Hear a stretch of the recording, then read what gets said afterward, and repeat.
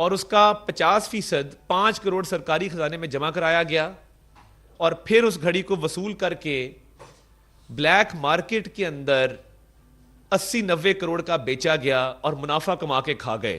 اب یہ عمران احمد نیازی صاحب اور بشرا مانکا صاحبہ ایک گینگ چلا رہے تھے گھر پر, اور باقاعدہ وہ جو آڈیو آپ نے سنی جس میں وہ ملازم کو ڈانٹ رہی ہیں کہ یہ تحائف کو کس نے تصویریں کھینچ لیں, کس نے دیکھ لیا, ان کو ہوا نہیں لگنی چاہیے تھی, تو یہ باقاعدہ ایک بیوپار ہو رہا تھا. یعنی نام ریاست مدینہ کا ہے اور کرتوت ایسے ہیں کہ چوری چکاری اور ڈکیتی میں آپ ملوث ہیں. اور یہ جو آج 14 سال کی سزا سنائی گئی ہے, یہ گراف ایک کمپنی ہے برطانیہ کی جو کسٹم میڈ خصوصی طور پر تیار کردہ ڈائمنڈز کے سیٹ بناتی ہے. یہ جو گراف کا سیٹ تھا اس میں نایاب قسم کے یلو ڈائمنڈ استعمال ہوئے, اور صرف ایک جو چھوٹا ڈائمنڈ ہے 3 کیرٹ کا, اس کی قیمت $9,75,000 ہے. اور اس میں ایک بریسلیٹ ہے, ایک گھڑی ہے, 2 ایئرنگز ہیں, ایک نیکلس ہے. وہ سارے یلو ڈائمنڈ سے بنا ہوا یہ گراف کا سیٹ ہے جس پہ آج سزا سنائی گئی ہے. اور وہ گراف کا سیٹ اس کا تخمینہ لگایا گیا ہے 3 ارب روپے پہ. اسی لیے جو آج سزا سنائی گئی ہے 78 کروڑ روپیہ عمران خان صاحب کے ذمے ہے اور 78 کروڑ روپیہ بشرا مانکا صاحبہ کے ذمے ہے. غضب خدا کا کہ آپ دوسروں کو چور ڈاکو کہیں, لوگوں کو ریاست مدینہ اور امر بالمعروف نہی عن المنکر کا درس دیں, اور اپنے کرتوت ایسے ہوں کہ آپ کوئی دیا گیا تحفہ نہ چھوڑیں. بنتا تو یہ تھا کہ یہ تمام تحائف توشہ خانہ میں جمع کرا دیے جاتے اور کہانی ختم ہو جاتی, یا اگر آپ نے ان کو ایز اے سووینئر رکھنا تھا, ایک یادگار کے طور پہ رکھنا تھا کہ آپ لوگوں کو بتا سکیں کہ جی فلاں ملک کا صدر آیا تھا, وزیر اعظم آیا تھا, ولی عہد آیا تھا, بادشاہ آیا تھا, اس نے یہ گفٹ دیا ہے. ایک سینٹیمنٹل ویلیو ہوتی ہے, ایموشنل ویلیو ہوتی چیزوں کی. مگر آپ نے کیا کیا, آپ نے چوری چکاری ڈکیتی کی انتہا کر دی کہ آپ اس کی قیمت لگوائی اپنے ہی دفتر کے ذریعے چند کروڑوں میں, 50% اس کا سرکاری خزانے میں جمع کروایا, اور خود آپ 3 ارب روپیہ کھا گئے. اب بات یہ ہے کہ یہ تو سرکار کی ملکیت تھی, یہ تو پیسہ حکومت پاکستان کا پیسہ تھا, یہ تو پاکستانی عوام کا پیسہ تھا, ٹیکس دینے والوں کا پیسہ تھا. آپ نے تو خانہ کعبہ کے ماڈل والی گھڑی کو نہیں بخشا, اس کو بھی بیچ دیا. اور ایک اسلام آباد میں دکان ہے جو گھڑیوں کی مرمت کرتی ہے, چھوٹی سی دکان ہے, آپ نے اس سے جعلی رسید بنوائی. ہمیں کہتے تھے رسیداں کڈو, اور اپنی رسیدیں اتنی جعلی نکلی ہیں کہ آپ ایک جال ساز, ایک فراڈ, ایک مکار اور کرپٹ شخص کے طور پہ سامنے آئے ہیں.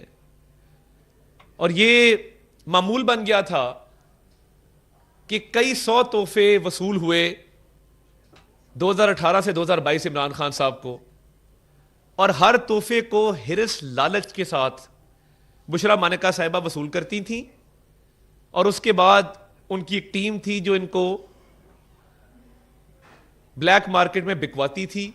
کوئی گھڑی دبئی میں بیچ دی, کوئی کسی اور ملک میں بیچ دی, اور فرا گوگی صاحبہ جو آج تک مفرور ہیں وہ اس میں کلیدی کردار ادا کرتی تھیں. تو میں یہ سمجھتا ہوں کہ آپ نے نہ صرف ریاست پاکستان کا نقصان کیا, آپ نے وزارت عظمیٰ کے عہدے کو بے توقیر کیا. پرائم منسٹر کے آفس کا ایک لیول ہے کہ جہاں پہ توشہ خانہ کے تحائف شہباز شریف صاحب نے راہداریوں میں سجا کے رکھ دیے لیبلز کے ساتھ کہ مجھے یہ تحفے ملے ہیں, میں راہداریوں کے اندر رکھوں گا تاکہ لوگ دیکھ سکیں کہ فلاں ملک کے سربراہ نے کیا چیز مجھے دی ہے. اور ادھر ایک ایک پائی کے لیے انہوں نے یہ پورا کرپشن کا ایک نظام وضع کیا. وہ گراف کا سیٹ اگر آپ دیکھیں یلو ڈائمنڈ والا, وہ خصوصی طور پہ تیار کردہ ہے, اور وہ آپ آن لائن بھی نہیں خرید سکتے, وہ خریدا نہیں جا سکتا, اپوائنٹمنٹ لینی پڑتی ہے گراف کے سٹور پہ. آپ اپوائنٹمنٹ لیتے ہیں, گراف کا سٹور آپ کو اپوائنٹمنٹ دیتا ہے کہ فلاں تاریخ کو اتنے بجے آپ آئیں گے تو تب آپ کو قیمت طے کی جائے گی. قیمتیں لگی نہیں ہوتی اس کے اوپر، کیونکہ یہ نایاب چیزیں ہیں. یہ جو یلو ڈائمنڈ ہے یہ ایک انتہائی نایاب چیز ہے. تو میری تو سمجھ سے باہر ہے کہ آپ اپنے عہدے کا اس طرح استعمال کیسے کر سکتے ہیں. مس یوز آف اتھارٹی ہے، مس یوز آف آفس ہے. آپ نے اپنے اختیارات کا ناجائز استعمال کیا اور اتنی کرپشن کی کہ یہ اربوں روپے میں جاتی ہے. آپ نے جو صرف تحائف بیچے ہیں وہ 15 سے 20 ارب کے آپ صرف تحائف بیچ گئے ہیں. آپ کو کل تحائف تقریباً 200 جو وصول ہوئے تھے، آپ نے عادت بنا لی کہ ان تحائف کو،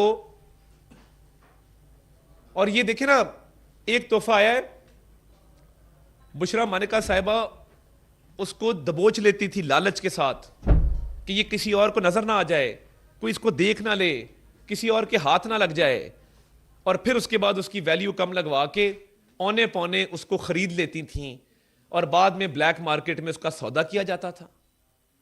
یعنی آپ نے اس قوم کا، اس ملک کا مذاق بنا دیا. آپ نے پورے نظام کا مذاق بنا دیا کہ آپ اربوں روپے کے تحائف مذاق میں ہی بیچ گئے. اس ملک میں اتنی کرپشن کسی حکمران نے، کسی وزیر اعظم نے نہیں کی جتنی عمران نیازی نے کی ہے، اور بے دردی کے ساتھ کی ہے، اور ایک سوچے سمجھے منصوبے کے تحت کی ہے. آپ اثاثے دیکھیں نا، آپ 2018 سے پہلے کے اثاثے دیکھیں اور 2018 کے بعد کے اثاثے دیکھیں تو قبضہ گروپ تھا، پورا مافیا تھا. علیمہ خان صاحبہ ہیں وہ قبضے کروا رہی ہیں ادھر بھکر میں، آپ جانتے ہیں. عظما خان صاحبہ قبضے کروا رہی ہیں، کئی سو کنال زمین ہتھیائی جا رہی ہے، اور آپ کی بیگم صاحبہ ہیں وہ گھڑیاں بیچتی جا رہی ہیں. یعنی پہلے آپ نے سائفر لہرایا اور پوری قوم کو گمراہ کیا. آپ نے کہا جی میری حکومت امریکہ نے گرائی، نہیں باجوہ نے گرائی، نہیں محسن نقوی نے گرائی، نہیں میں نے خود گرائی. یعنی کوئی ایک بات پہ کھڑے تو ہوں. اور سائفر کے اندر کوئی تھریٹ نہیں تھا، کوئی سازش نہیں تھی، کسی نے نہیں کہا تھا کہ ہم آپ کی حکومت گرا دیں گے. کبھی ایسا ہوتا ہے کہ آپ کے سفیر کو بلا کے، یہ کوئی گلی محلے کے بدماش ہے کہ آپ کے سفیر کو بلا کے اگلا کہہ رہا ہے ہم تمہاری حکومت ختم کر رہے ہیں. یعنی کوئی عقل مندی سے کام لیں.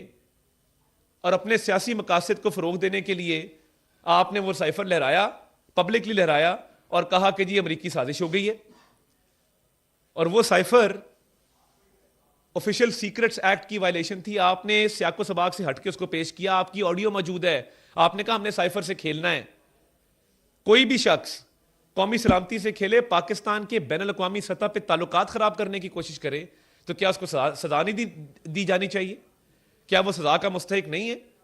کیا جو بھی کاغذ بطور وزیر اعظم آپ کے پاس آتا ہے اور وہ ٹاپ سیکرٹ کانفیڈینشیل لکھا ہوتا ہے، تو کیا یہ بنتا تھا کہ آپ پبلکلی اس کو ڈسپلے کریں اور سیاق و سباق سے ہٹ کے کریں اور جھوٹا بیانیہ گھڑیں کہ اس میں سازش ہوئی ہے؟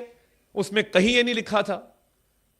آپ نے پاکستان کو اتنا نقصان پہنچایا، اور دیکھیں پاکستان کے دشمن اس سے فائدہ اٹھاتے رہے، اینٹی پاکستان لابیز اس سے فائدہ اٹھاتی رہیں.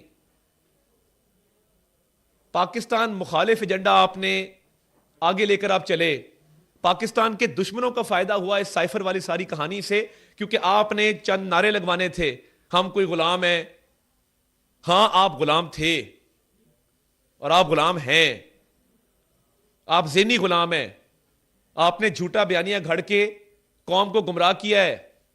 آپ نے اس سائفر کے کانٹینٹس کو غلط استعمال کیا ہے، غلط تشریح کی ہے ان کی، اور پاکستان کے دشمنوں کو فائدہ دینے کے لیے آپ نے سیاسی جلسوں میں اس کو استعمال کیا ہے. کیا وزیر اعظم کے پاس جو کاغذ آتا ہے بطور وزیر اعظم حلف اٹھایا ہے کہ میں کوئی ایسے شخص کو کوئی ایسی معلومات نہیں دوں گا جو بطور وزیر اعظم میرے نوٹس میں لائی جائیں گی؟ آپ اس چیز کے اہل نہیں تھے کہ آپ یہ کام کرتے، اور وہ بھی جھوٹ پہ آپ نے کیا، صرف اس لیے کہ واہ واہ ہو جائے 4 دن اور ایک سیاسی بیانیہ مل جائے، ٹاک شوز کے اندر بات ہو جائے، سوشل میڈیا کیمپین چل جائے. کیا اس طرح ملک چلتے ہیں؟